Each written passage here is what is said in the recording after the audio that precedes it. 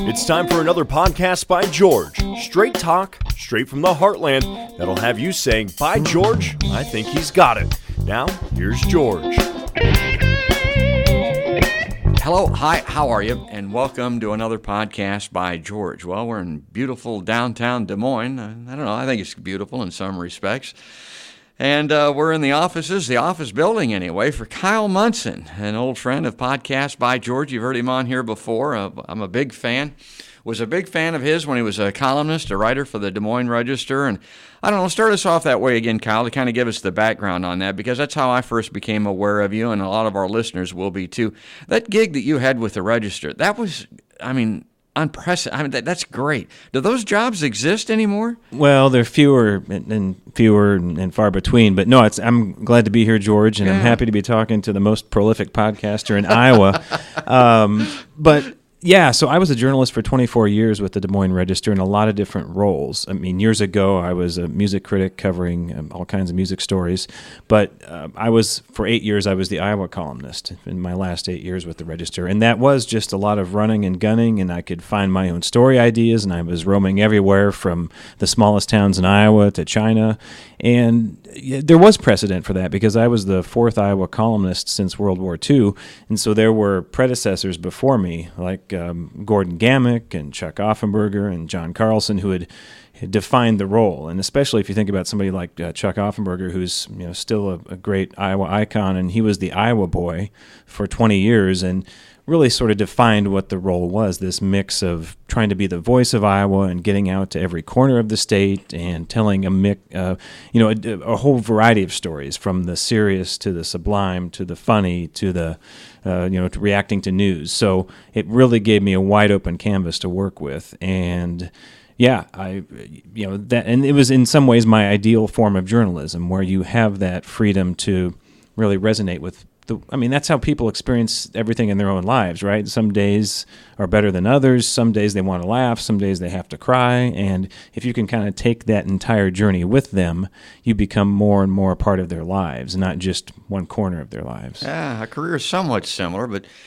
quite a bit different. The news, blues, and interviews, the subtitle for the podcast. Well, it's kind of a parallel. And going back to the old days now with the music in particular, I was a disc jockey. I'll never forget people say, "Oh man, I'd love to be a disc jockey. Sit in there and play music all day and pick the songs." And well, wait a minute. Number one, you don't realize this, but you got a program director. You don't pick the songs; he does. Number two, there's a format for the station. The program director doesn't pick that; the owner does, by and large. So I'm down the food chain a little bit. I'm playing a lot of music that I don't particularly care for, and it gets old after a while. When you were a music critic, did you have carte blanche? Were you free to cover the kinds and types of music that you wanted to, or you just did it on a newsworthy basis, or how did you make your selections on what to cover? Yeah, that's a good question. So let me take you back here. Yeah. Let's go back to you talk about being a DJ, and I guess in some ways I was sort of a frustrated DJ because I was a college radio DJ at the tiny 10-watt station on the campus of Central College in Pella, Iowa, that no longer exists, KCUI. Yeah. So it was in the attic of the business building, and we had a lot of fun. And I still have, my entire senior year, all of our shows that we had, like the late night show, and I taped all of those, and I eventually digitized them. And that was, so that whole college radio ideal where you do pick everything, and it's just like kind of from your own whims, that was part of my music fan experience when I was growing up.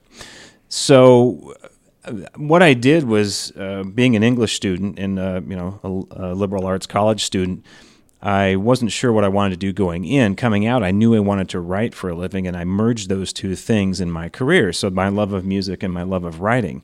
And one of my many mentors in the newsroom was a guy, Pat Beach, who was really the first full-time music critic. Yeah, I remember him. For the paper. And when it came time for him to move down to Austin, he followed his career down to Austin, Texas, a great music city. That gave me the chance to step up and make a case and become a full-time music critic. And so I didn't really it wasn't the same vibe as a column where you really do have more of a truly open agenda. But this was, I knew I had a few different missions. Like at that time, I was covering, major concerts and performers that came through. I was also wanting to tell the story of Iowa musicians, especially musicians on the rise, or more of the legendary voices and artists in the state. And so the critic role is a mix of the things you can't ignore, and then the things that you want to bring more attention to because you think they deserve it. And remember, this is it feels like it is a lifetime ago. It feels like a completely different era because now we're in the digital streaming era, right? Yeah. Access to music itself, let alone opinions about it, is pervasive. You can't ignore it. You go on Twitter, Facebook, you go anywhere. Well, you were there for the revolution. Well, yeah, I was there. So, I started that music critic job when none of that existed, right. and people were still relying on the traditional press and traditional radio and everything else for their music opinions and the actual sounds. And there were people in that space like Robert Christgau, who was the dean of American rock critics, who was at the Village Voice for ages. Other people like Greg Kot and Jim DeRogatis in Chicago, and all these big music critics that I followed in their wake. So I ended up interviewing people like Bono or Paul McCartney. I ended up following the rise of the band Slipknot in Des Moines, one of the most famous band probably out of Iowa.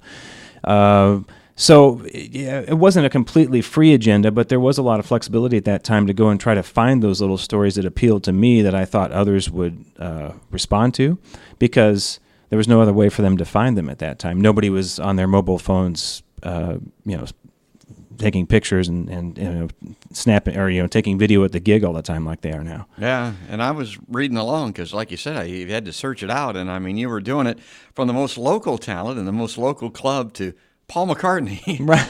Did you ever see the interview on SNL with Chris Farley? Yes. And oh my God, it's like he was reading my mail or something. That's just the way that I would have been probably if I'd have been there. Did you get intimidated? Were you sweaty palmed when you were interviewing people like that? Well, McCartney was on the phone, so I didn't get to do it, but it was a little intimidating. It was kind of funny, but I did my best. At that time, the Beatles were just thinking about entering iTunes.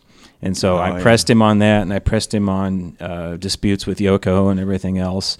And he was classic McCartney. He was affable, easy to talk to. And the funniest thing I remember is he was doing this while he was in the car on the way into another arena in another city. He was being driven to the gig for sound check. Yeah. And I remember 3/4 of the way through our interview, or maybe 4/5 the way, whatever.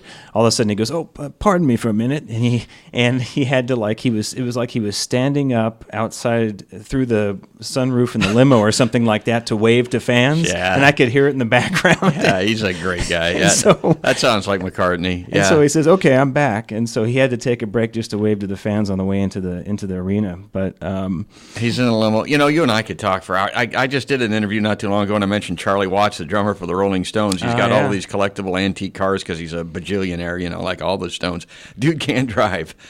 He's been in the back of a limo his entire life. Never learned how to drive a car. I wonder if Paul McCartney can drive a car. That'd be a good question. Well, I love the music stuff. But before we go now, from the most local to the most worldwide artist, musician that you've ever covered, when people ask you about that cubbyhole in your life, is there a particular story that you like to tell people, or some thing that is of most interest? There are a couple. There are people that I got to know very well and became friends with, like somebody like a David Zolo, who's a longtime roots musician, he has been a staple on the Iowa scene, and he's a local treasure, and worked with people like Bo Ramsey and Greg Brown and on down the list. So the relationship you develop with a local artist like that becomes special over time. Yeah. One of the stories that I always tend to tell, though, which was just completely outside the box, you probably know of the old Southeast Iowa blues musician Patrick Hazel. Yes. And I think he was in the Mother Blues Band back in the day, and with all those guys. And one of the things I spent a long time with him to tell this. I told this story of his, where he used to do this Hawkeye Bell project. I don't know if you ever remember this. This was back in the 90s. And he grew up in the river town of Burlington, and he was living, I think he still lives there, but when we did this story, what he would do, and again, this was like very early, this was pre or just on the verge of cell phones, he would write these musical scores for all of the bells in a community.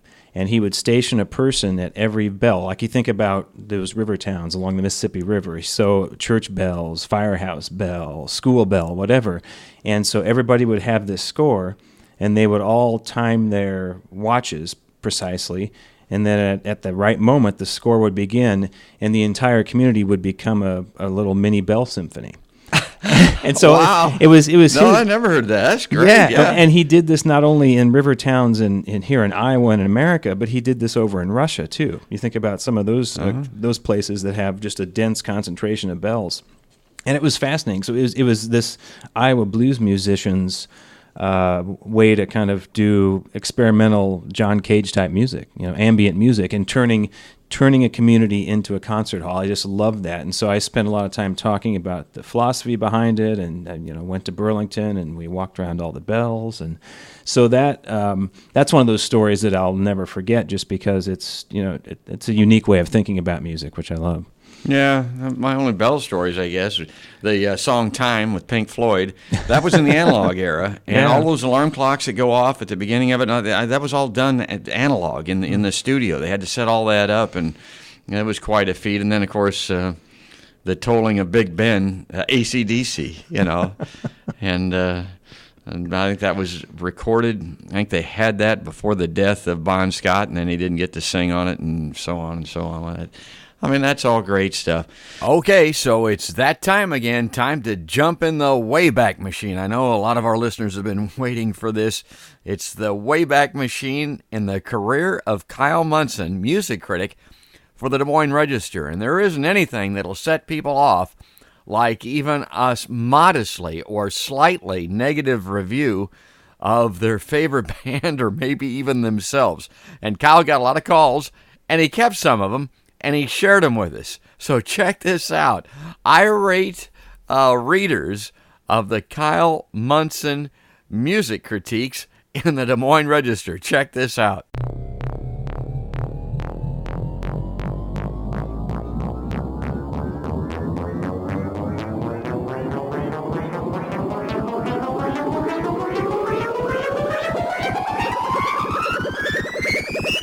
Yeah, Kyle, I was wondering if you'd ever go to these rock concerts, because your reports just look like a high school fact-finding mission by looking up previous facts found in other magazines and then some very poor opinions. I just wonder if you even really go to these concerts at all.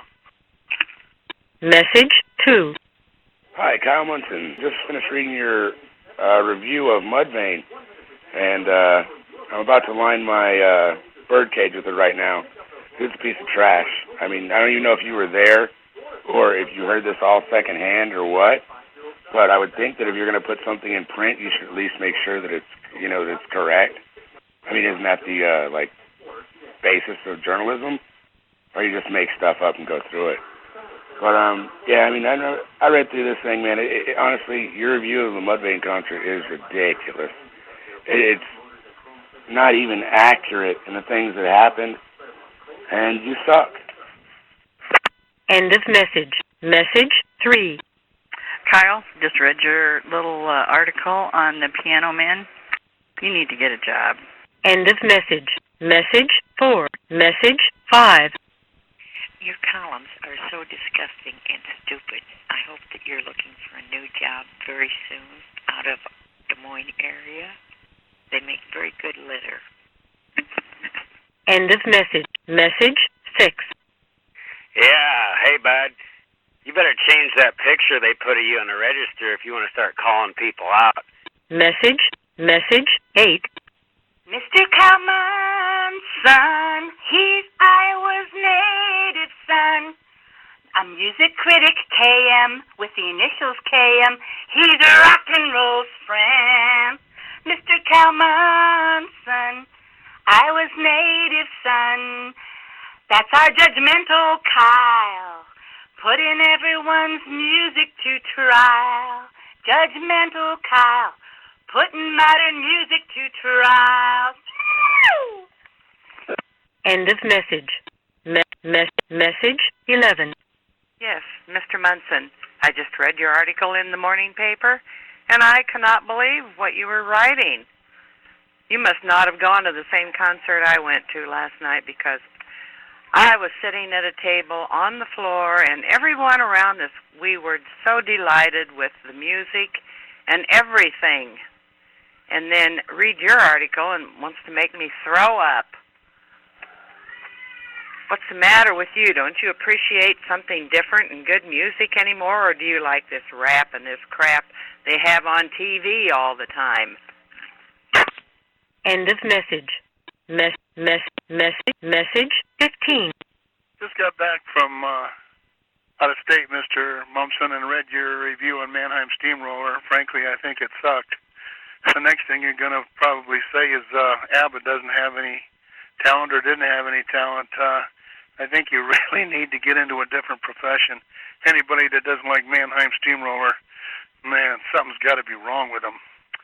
You need help, buddy.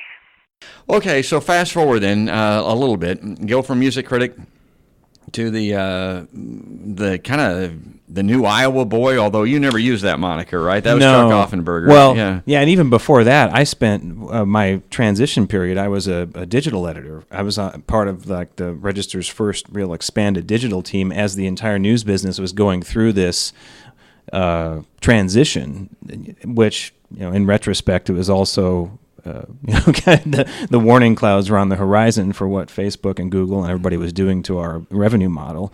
But that was trying to take this legacy publisher, this print publisher, and to see how we could really build a new model online. So I was part of that for several years, and it was a lot of work, not as freewheeling, not as fun, but it was a real necessary step and gave me a lot of skills that I could use going forward. You think about this was before most people were reading news on mobile. Yeah. That conversion was happening. There were a lot of different niche publications. Like we had different publications that were targeting younger readers and an entertainment tabloid and everything like that. So that was a transition to becoming.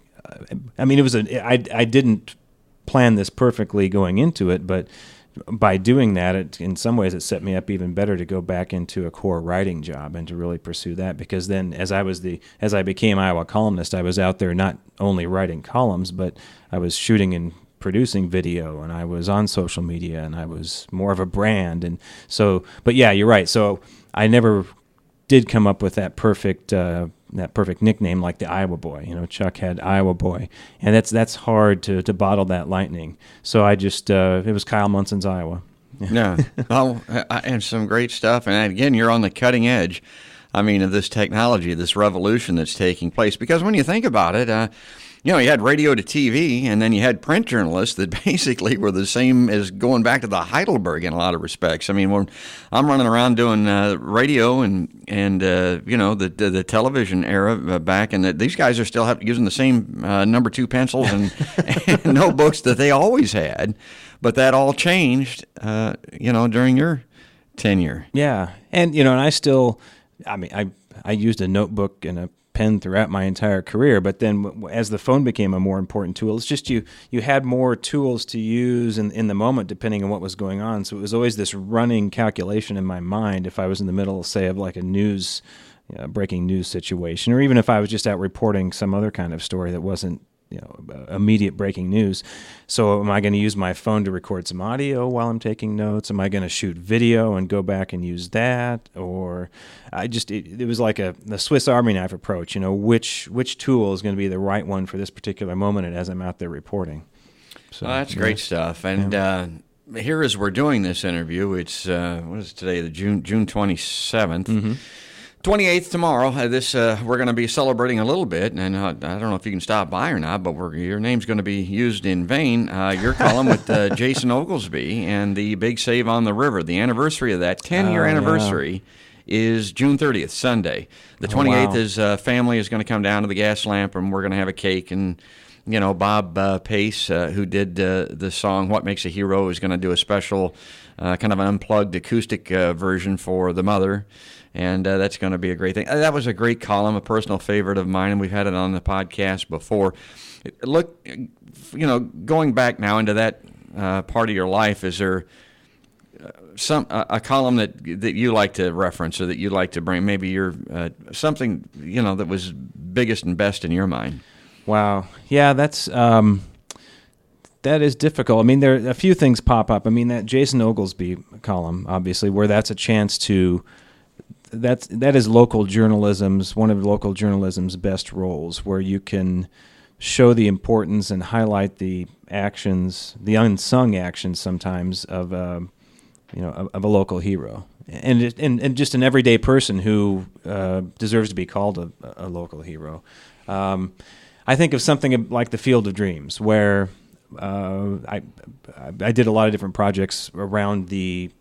We had the 25th anniversary of the Field of Dreams, but what we did is I worked with a colleague, Rodney White, a great visual journalist, and we not only did a series of written pieces on that, but we produced a full-fledged video documentary that went on to win a regional Emmy Award.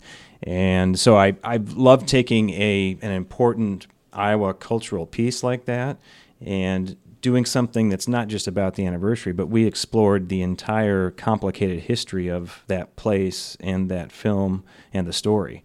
So I love digging deep into something like that. That always sticks with me. No, it ought to. Even a regional Emmy Award. People don't have any idea how hard those are to win. Right. Those are highly it ain't easy, folks. I'm telling you. So if it won an Emmy, a regional Emmy, as you call it, it's good stuff. Yeah. Well, and that a lot. Tribute to Rodney and his work on that, and also again that was a time when more newspapers were breaking into video work like that. That wasn't my career kind of lived through that transition. I think of toward the end of my column run, I think of different ways that there were these a lot of these controversial moments that were erupting around the state. There was a case down in Creston where the African-American quarterback of the football team, some of his teammates had been shown in a photo wearing white hoods and burning a cross. And so it was this real weird white supremacy moment as the nation was debating this. This community was going through an eruption of this, and I went down there and, I had the trust of different people involved and talked to the quarterback and talked to his parents and talked to all these different people. So going into a situation like that, I feel like I did my best job as a journalist to try to bring clarity to people and try to bring what justice I could as a storyteller to the situation and to try to stop and make people think, and not just be a journalist that was adding fuel to the fire, but that was trying to bring more understanding to everybody while also not shying away from the hard questions that something like a cross-burning photo asks when you have that happening in a local community. That's key. It's a story that everybody needs to understand, but it's the story that not hardly anybody can experience or get on the inside of. Yeah. And you can bring that to them. And that's a wonderful thing. And we're talking journalism here, so I got to keep, because honestly, I know I could talk to you for hours, but when I was in the radio news business, the Fairness Doctrine was in play in the 80s, a completely different circumstance. They had the prohibition on corporate monopolies in news and these media outlets, like half a dozen companies now own all the media in the United States, which is a different perspective. I hear people talk now, and they talk about the bias of media and the bias of journalists.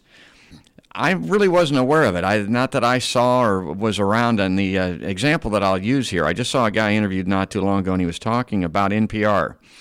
He said, NPR, everybody thinks they don't have commercials. They have those underwriting announcements. They get their money from these major corporations, and the airways on NPR are covered with these things. So if you think that they're not biased by that, you're not paying attention. I'm like, well, I don't know. Here's the way it was in my day. We had sponsors. We had too many commercials on the radio. I couldn't even tell you who they were. I mean, we didn't hear them. We didn't listen to them. They had no input, or we didn't get any direction from upstairs, quote unquote, on our coverage. It just wasn't in play. I don't know what that's like.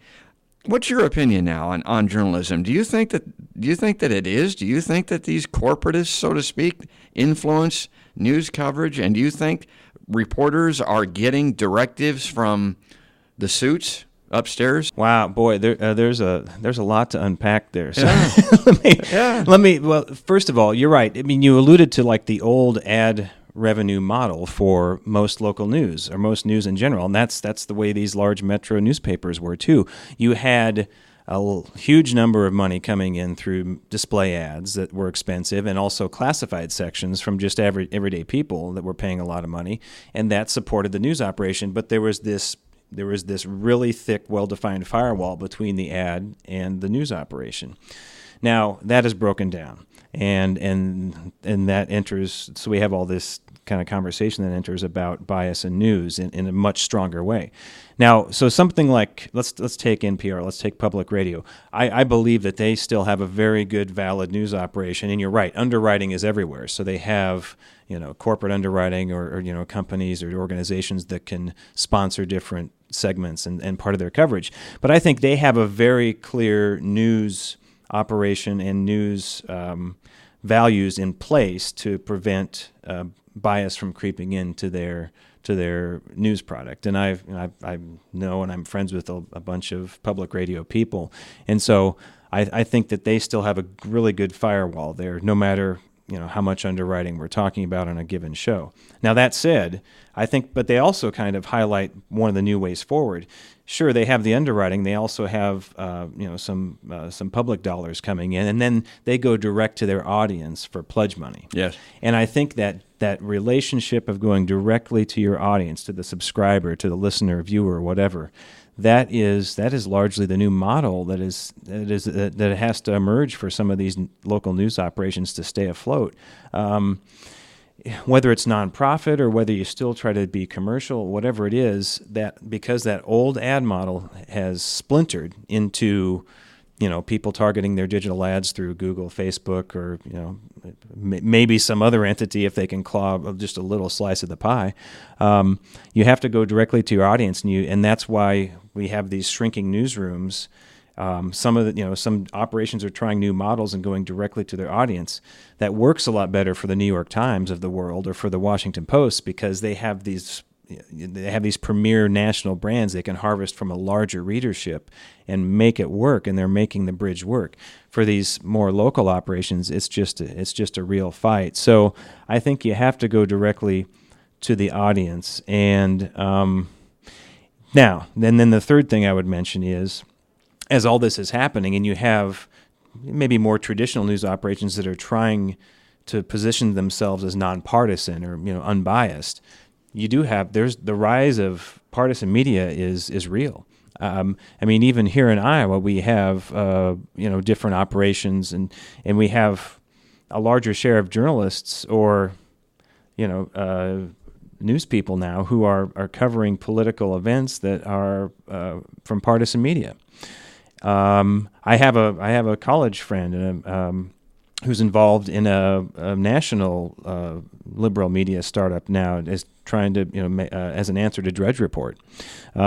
These things are popping up, and that space is becoming more crowded with partisan media because the technology enables it, and the climate in the country now is more favorable to it, and in some ways the funding is more favorable to it. It's like audience targeting. If you can reliably target a partisan audience, you have a certain set of dollars that you can rely on, and it's tougher now for a news organization to toe that bipartisan line, unfortunately. But I think if we don't preserve that kind of news, that's going to be unhealthy for our communities. I tell folks there's only two types of bias that I know of, that I'm certain of in the media right now. On the national level, where you have these huge multi-million-dollar personalities that make all this money, well, they're moving around out there in that swamp with the other millionaires and the people that they cover, that they're supposed to be covered, that they're supposed to be on an adversarial basis with. That's that swamp thing that you hear all about. Now, that said, it does give them access. It gives them an opportunity to know those people and get to, and I think of the old editor of the Washington Post and the Kennedys and all that kind of stuff. There's that part of it. The other part is on a local level. When we say local, we're not talking about Martinsdale here. We're the state of Iowa, even on a regional basis. Local media, the kind of bias that'll work in there is if you have the other end of the spectrum, you have largely lesser paid, underpaid, younger people, and if they can get access to, let's say you're covering the governor's office as an example, and you're young and you're in your 20s. I mean, college was not that long ago. You're trying to make your way. You're trying to get a leg up or whatever. Your information, your stream is going to come probably from the governor's office. The last thing that you want to have happen in the newsroom is somebody from the governor's office to call down there and say, what the hell? Your guy got it all wrong. I mean, that's not the way that it is, and the governor is outraged, and we don't want him back. I mean, if he's going to report like that, keep him home. Yeah. So the coverage tends to be a little biased, if you want to call it that, in favor of the status quo, the governor's office. Yeah, and really what you're saying too, you're talking about the phenomenon in the last decade where we've lost about half of the journalists in America. Yeah. I mean, just through all the downsizing, layoffs, and the economic crisis, and a lot of them have gone into content marketing, which occupies my life now, my day job, and so you lose a lot of the more seasoned veteran journalists, and who are more likely to, like, whether it's from a politician or from anybody, they're more likely to have more of the background to easily question a source, and they'll have that. They'll just have that time in a community as a journalist, that track record to be able to see some of the activity behind the scenes. So, I mean, I see there are huge numbers of really talented young journalists coming into the field now, and I see a lot of promise for the future. I worry that there's going to be an economic framework to support them, but it's just reality that if for covering a beat or covering a community, it takes time to really be able to kind of develop more of the track record to stand up to powerful sources and to really hold them accountable. And it can be tougher if you have like a newsroom just full of of younger staff that isn't as familiar with the community. Yeah. Well, as I suspected, I've already run to the time that I normally run with just a single podcast. Maybe I'll split this up into two, or maybe we'll just do a double wide here as far as a podcast is concerned. But I want to talk about your podcast, and I want to talk about my heroes or journalists, and because they are mine too, and there's a lot to be said for what's gone before us.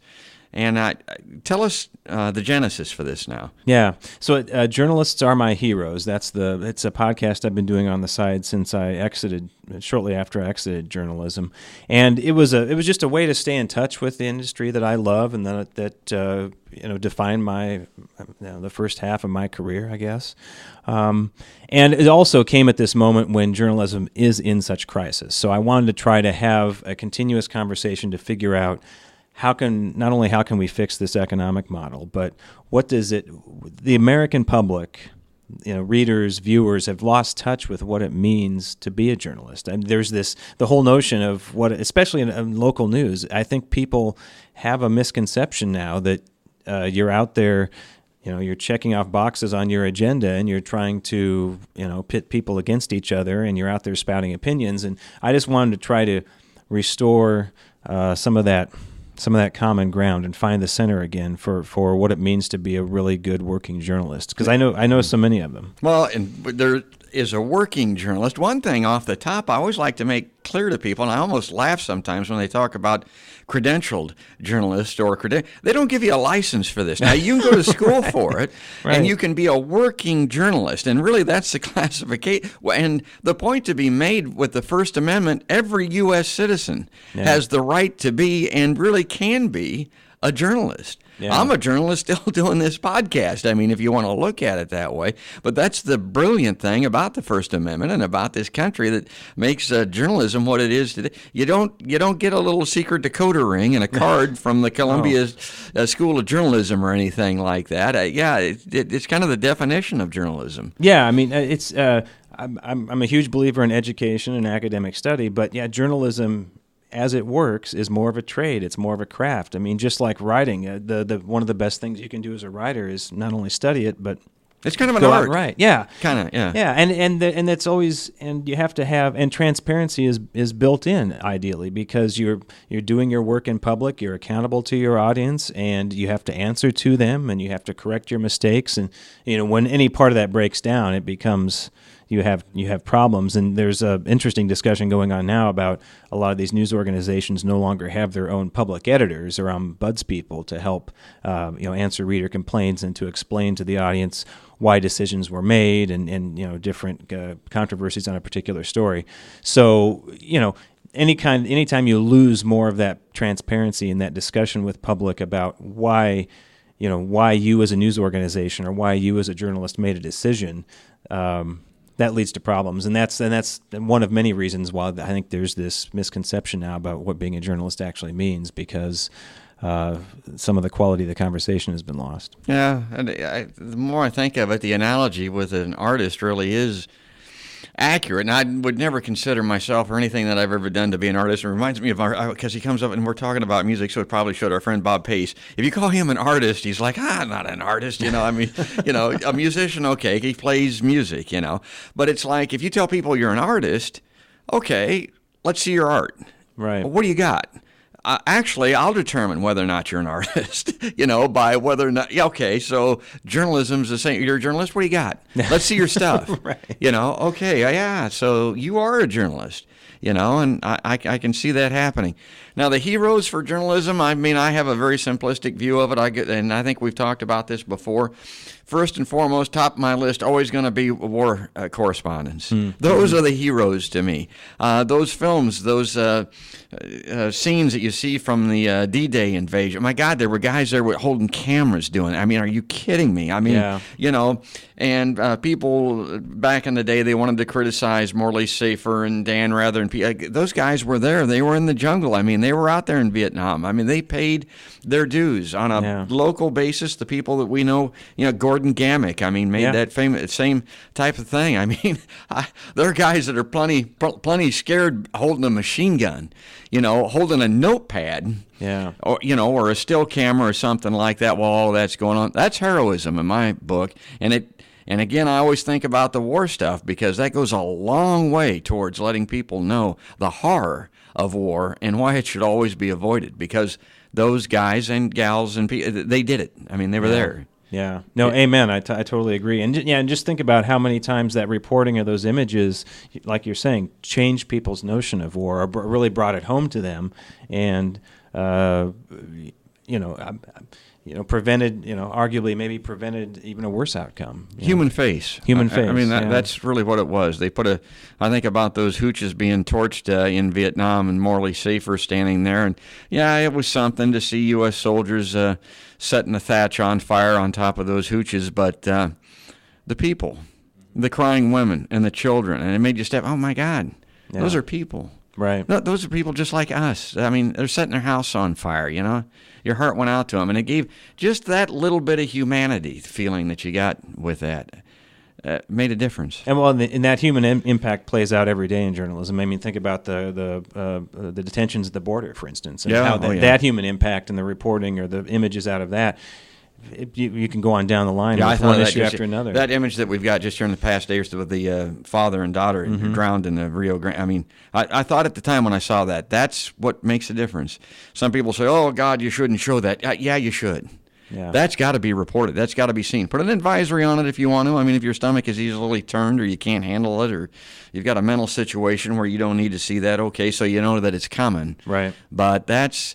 full disclosure. That's what it's all about. So you, on your podcast, do you talk about, do you spend a lot of time on history, or are you just mostly interviewing current heroes of journalism? Yeah, it's mostly focused on current journalists and current issues. I don't delve too much into history, but except with the history of every guest. I tried to start with a range of people, not just people I know. In fact, in some ways, I've avoided people I've known or worked with because I wanted to just branch out and have an excuse to talk to others. So I'm trying to infuse the podcast with a sense of what are the critical questions now that we're asking about journalism. What's the life of a real local journalist like now, and where might all this be going? So I'm trying to address some of those current issues. And I talked with a woman who's part of a digital news startup in Chicago. I've talked with a public radio producer from St. Louis. I This week I talked with a managing editor in rural Northwest Iowa. Yeah. So, and I talked with an academic researcher too, who I did encounter in my career, and she studied newsrooms around the country. So I'm trying to talk with an interesting range of people to get an aggregate answer of, what are the problems, how do we solve them for journalism, and what's the way forward? Yeah, honest to God, the more local the reporters sometimes, the more heroic they are, because they're not making any money at this, folks. Yeah. I just was at a city council hearing thing of interest to me only, but there was a reporter there, small town, covering it and running up and down the steps and trying to get everybody's comments and all that. And I thought, my God, I know that reporter's not making hardly any money doing this. They're doing it because it's important. They're doing it because that's their life's calling. I look at Rachel Maddow. Okay, you don't like Rachel Maddow, whatever. I'm not a big fan of Russiagate, but whatever. It's $8 million a year. I mean, that seems less heroic. It's a different level. It's a different level for sure. Yeah. And you're right. I mean, local news at its most basic is that person at the city council meeting, because I'm sure that not all the seats were filled in the council meeting. The citizens weren't all there, right? And so if that reporting doesn't happen, they're not doing it for their own edification. They're doing it for you. Yeah. That's why that's cool. Yeah, and also it's the building blocks to good, powerful stories. I mean, if they're there at those council meetings where things are starting to foment, then later on they have all the background and they have all the connections to be able to tell, in a really powerful, concise story. Hey, this is what's really going on because A, B, C, D led up to this, right? And that reporter was there when it was happening in the council chambers, or they, talking before and after the meeting and developing all the connections. So it's just the building blocks of good local coverage. Okay, so without naming names, just in your current investigations, are you encountering any unexpected bias on the part of people that you thought were journalism heroes? Or have you started to talk to somebody and thought, oh, wait a minute, this guy sounds like he's on the dole. This guy sounds, or this woman sounds like this organization. Well, I've also interviewed deliberately partisan journalists as part of this too. It's still an open question in my mind. I mean, I think you can have. I know there are partisan journalists out there who are very rigorous with their approach, and as long as it's transparent is my thing. Right. Their followers, their listeners, their viewers, their readers know they're a partisan journalist. That's okay. Yeah. I mean, it's okay, but with every breath you take, with every story or official person you decide to cover, I mean the partisan framework colors everything, right? So I don't know. It's a really tricky area with a lot of gray. So, I mean, the thing in the old traditional journalism school, I mean, they assume that everybody does have bias, and you do your best to try to account for the natural bias that everybody has, and that's why you have a framework with the way you approach your stories, the way they're edited, and then you have guidelines for the way the organization operates. I mean, I remember meeting after meeting, and through my career of different ways that journalists could or could not operate in the community. In the traditional model, you wanted a journalist to be involved in his or her community. You could belong to a church congregation, or you could do this or that, but you couldn't, give to a political campaign. Yeah. You couldn't put campaign signs in your yard. Well, your spouse might be able to, but you couldn't. If they found out about that, it was bad for you. Yeah. So it was, and throughout my entire career, there was always a lot of confusion on the part of people about that, and part of that confusion kept creeping in more and more as this relationship between the media and the public, and the media and politicians, everything became more and more fractured, more and more fraught. So, but I mean, the thing is, people are humans, and humans are biased, But now, if we're going to go increasingly to more of a framework where we have the organizations, we have biased organizations from the start, and it's more of a polarized media landscape. In some ways, it's just history repeating itself, going back to the partisan newspapers of a given city more than a century ago. I don't know that that's good, and I'm more focused on trying to find a way for good community, good local journalism for everybody in the community to survive. And it's probably going to be on a smaller scale, and it's probably going to have to be more subscriber supported than ad supported. Maybe more of it's going to be nonprofit. But I think that sector has to survive too. Before we get out of here, I got to ask you, because I don't get to talk to people that have your knowledge base that often, your experience set. I've been following this real closely. I just want to get your take. I'm not going to, although you know I'm a lefty, so you know where I'm probably going to be on this thing. But WikiLeaks and Julian Assange. What's your take on that? Oh, gee, that's a... Yeah, I mean, I'm going to allocate 5 minutes for this. So, yeah. Boy, I don't know. I mean, I'm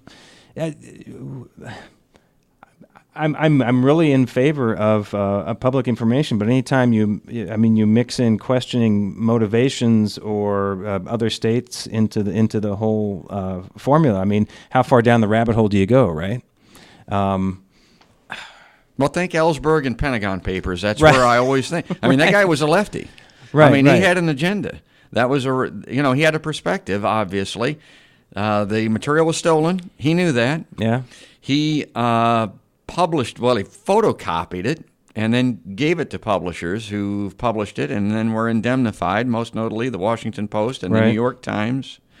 And so I look at this Julian Assange thing, and I look at this WikiLeaks thing, and I it different, and this goes right to what we talked about with you. I mean, the difference in the technology and the digital nature of this. And as long as it wasn't hacked by the publisher, Assange, if you want to call him a publisher, I'm all right with it. Matter of fact, I think the guy shouldn't be doing any serious time. But if he actively hacked through spear phishing or through his own email, whatever he did, and stole that stuff, he should be held accountable for that, I think, maybe even separately from the content that he got. And that content should be viewed, should be read, should be valued. Yeah, I mean, I feel like history will judge that whole thing. I mean, more is going to come to light, and we'll eventually know more about it. I mean, with the Pentagon Papers, and we reached a point where there's a lot. I'm sure there's still disagreement, but largely that the right to publish that has been enshrined, and we have Hollywood films with Tom Hanks to show that, right? Yeah. So, I mean, with the benefit of history, you get a little more perspective, and I think we probably need that more with Assange and WikiLeaks. I mean, I was a journalist for most of my life, so I believe that people are better informed and freer when you have more information out there, right? Yeah. So. I generally am in favor of always more information. That's where I err all the time. If it's a coin toss, go with the side of full disclosure, free information. Yeah. Everybody benefits from. There's going to be some benefit from that. And this Espionage Act thing, charging these leakers and people like Chelsea Manning that got the information to Assange. I don't know where to come down on that except to say, again, it's part of this freedom of information thing. It strikes at the heart of the First Amendment. I don't know. I do not want to have people that are whistleblowers, that are leakers, quote unquote, charged with espionage. And isn't there a journalist right now, a newspaper guy either in Baltimore or New York City that's in prison right now under that was, I think, charged going back to maybe the Obama years even. I can't remember who this guy I've lost is. track. I should be able to name, but I can't right now. But, I mean, anytime. Yeah, I mean, we shouldn't be the country that jails journalists outright for doing their job. That's obvious. If you're giving away shipping coordinates and you're endangering covert operatives that get killed and stuff like that, okay, I get that. But to my knowledge, that's not happening with mostly it's people that are really ticked off about the inner workings of the Hillary Clinton campaign being revealed and the politics associated with that's got everybody so enraged and want to string this guy up because that's mostly what it is and how he got it and all. Okay, so that's for a later day and a later podcast. But okay, so if people tell us how to find your podcast, and then I always like if there's one episode that's a good starter for people to to listen to kind of get into my heroes are all journalists. What would you recommend? Yeah, journalists are my heroes. So I'm on the Anchor platform, but you can find it. Just search your podcast app, whether you use the Apple app or Stitcher or Spotify, whatever. I'm out there. So just look for Journalists Are My Heroes. And on social media, on Twitter, it's at Journalism Hero. But you can really start with any episode. I do a little. There's a little preview episode that from last year, but any interview is fine. You don't have to consume them in order. If you're more interested in partisan media, you can try that one. I've talked with a lot of different journalists. So if you like public radio, if you like local newspaper journalism, just give one a shot. And I should have there should be a new track, a new episode posted soon. Great. Well, good on you, because I tell people, don't go back to my first ones, because I was just finding my legs. I'm just trying to, I'm getting back into this thing, and they get better, and hopefully now they're quite a bit better. So maybe with me, start with the most recent and go backwards. Exactly. And maybe you'll never get to the first one. So, that's great. Well, we'll revisit this. I say that with a lot of the podcasts, but I really mean this, because Kyle Munson's a hero of mine. I mean, with the music and the columns from the great state of Iowa and his coverage through the years, and now with his podcast. I mean, this is what the podcast for me is all about, an opportunity to sit down with you and talk through all this and make other people aware so they can learn and enjoy this as well. So anything else?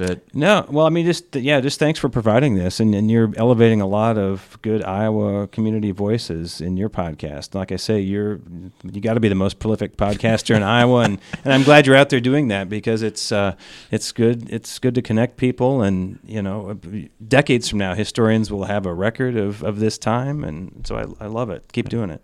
Great. Kyle Munson, good on you. Thanks for being our guest.